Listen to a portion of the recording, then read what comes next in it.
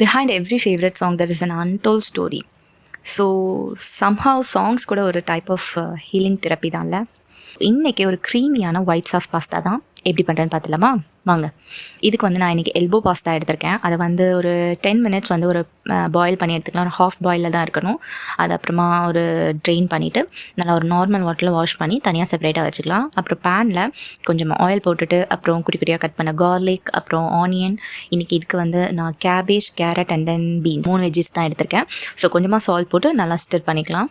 அது நல்லா பாயில் ஆனதுக்கப்புறமா செப்பரேட்டாக ட்ரான்ஸ்ஃபர் பண்ணிவிட்டு ஸோ அதே பேனில் நான் இன்றைக்கி வந்து 2 க்யூப் பட்டர் தான் ஆட் பண்ணிவிட்டு அது கூட ஒரு 4 to 5 டேபிள் ஸ்பூன் வந்து மைதா ஆட் பண்ணிக்கலாம். அது ரெண்டுத்தையும் நல்லா மிக்ஸ் கொடுத்துட்டு இந்த மாதிரி வந்ததுக்கப்புறமா காய்ச்சி ஆற வச்சுன்னு மில்க் இருக்குல்ல அதையும் ஆட் பண்ணிவிட்டு நல்லா ஒரு ஸ்டிர் கொடுத்துட்டே இருந்திங்கன்னா நல்லா க்ரீமி கன்சிஸ்டன்சியில் வந்துடும். அதுக்கப்புறமா நம்ம பாயில் பண்ணி வச்சுருக்கிற பாஸ்தா அண்ட் தென் வெஜ்ஜிஸ் ரெண்டுத்தையும் போட்டு ஒரு நல்லா மிக்ஸ் கொடுத்துட்டு சால்ட் கடைசியாக பார்த்துக்கோங்க பத்தலைன்னா ஆட் பண்ணிவிட்டு ஃபைனலாக நம்ம சில்லி ஃப்ளேக்ஸ் வீட்லேயே ரெடி பண்ணேன். ஒன்றுமே இல்லை, அந்த காஷ்மீரி சில்லியை மிக்சியில் போட்டு நல்லா கோஸாக வந்து கிரைண்ட் பண்ணிட்டா ரெடி ஆயிடுச்சு. ஸோ அதை மேலே தூவி அப்படியே சர்வ் பண்ண வேண்டியதான். ஒரு அல்டிமேட்டான creamy white sauce pasta ready.